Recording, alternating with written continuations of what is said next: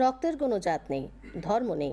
আর্ত মানুষের সেবায় রক্তদানের জাতি জনজাতি অংশের মানুষদের এগিয়ে আসার আহ্বান জানিয়েছেন মুখ্যমন্ত্রী অধ্যাপক ডাক্তার মানিক সাহা।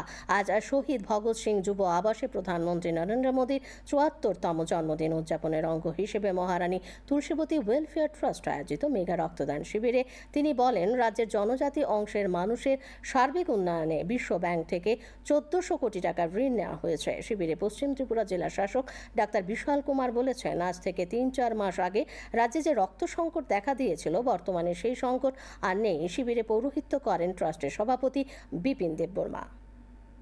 এবং সেটা মহিলারই হোক, সেটা পুরুষেরই হোক, সেটা মুসলমানেরই হোক, হিন্দুরই হোক, বুদ্ধিস্টের হোক, সবাই এক। এটা দিয়ে আমাদের অনেক সময় বুঝতে হয় যে আমরা সবাই সবার জন্য।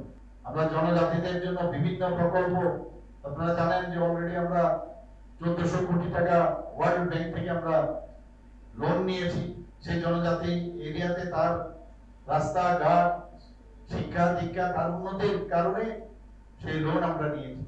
যে আসল গন্তব্য স্থল, যে মানুষের জন্য কাজ করা এবং শেষ প্রান্তে যে মানুষটি আছে তার কাছে আমাদের বিভিন্ন যে বেনিফিশিয়ারি স্কিম সেগুলো পৌঁছানো।